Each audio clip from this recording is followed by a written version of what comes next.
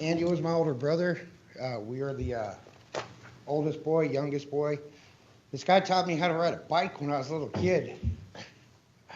This is hard. I spoke to my brother 16 minutes before the fire hit his house.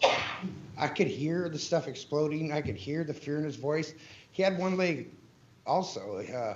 It's kind of weird. I keep hearing that over and over through this thing. And he told me he couldn't get out. He was on his wheelchair ramp waiting for paramedics or fire department to come get him. I said, okay, I love you. He goes, I love you too. I love your kids. And that's the last time I talked to my brother. You know, I frantically called him for the next 2 days. My wife had a friend whose husband was up in the area fighting the fire, and they went to the house and found my brother's remains on his wheelchair ramp. This whole thing's got me frazzled, so I might skip around, and I apologize for that. But I remember going to the house the first time, and when a body burns on concrete, it leaves a little halo. I have a picture, and I know I submitted it to the courts. I know you've seen it. But that's what wakes me up at night, the sounds of the exploding things that were in the phone when I talked to my brother. I've literally got up in the middle of the night, threw my daughter over my shoulder, and ran out the house, thinking the house was on fire. I'm on antidepressant meds.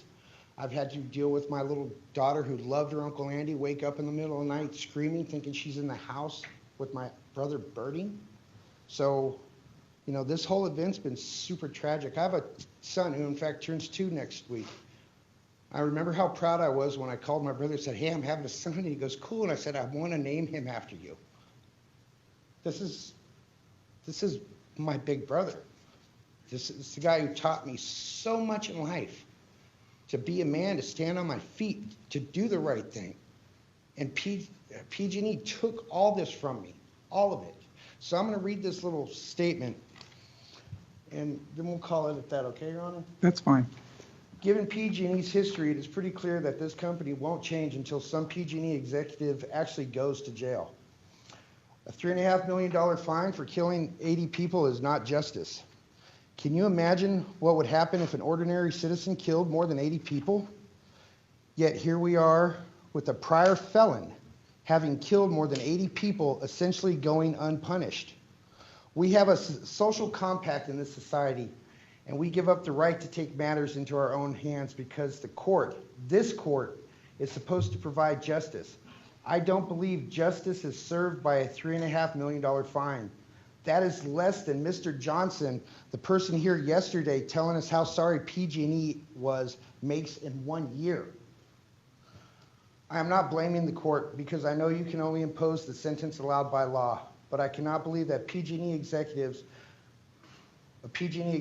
who was making millions of dollars and refusing to repair and replace antiquated systems gets off scot-free.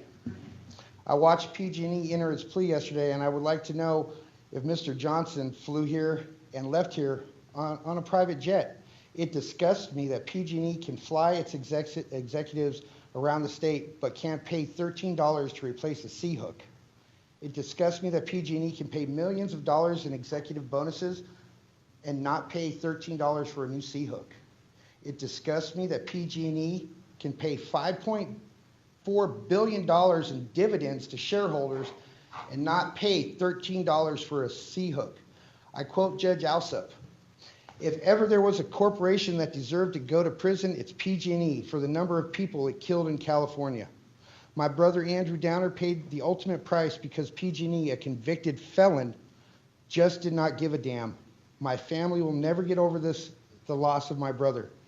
How many times can PG&E say it is sorry before real justice is imposed?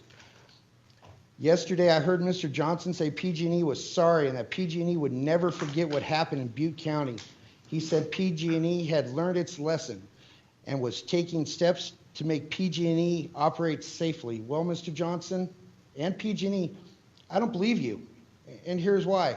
On April 9th, 2015, after killing 8 people in San Bruno, Tony Early, one of Mr. Johnson's predecessors, said, and I quote, "We are deeply sorry for this tragic event, and we have dedicated ourselves to re-earning the trust of our customers and communities we serve. The lessons of this tragic event will not be forgotten.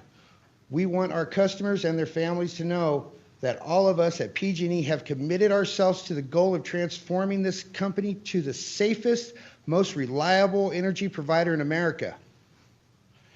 In just the next 3 years, PG&E killed more than 120 people.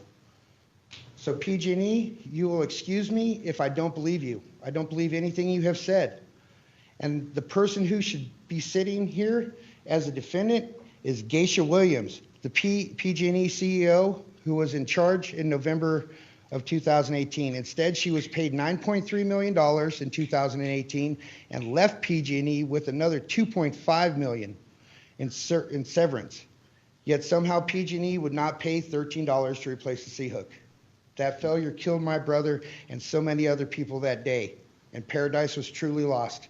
Thank you, Your Honor. Thank you, Mr. Downer.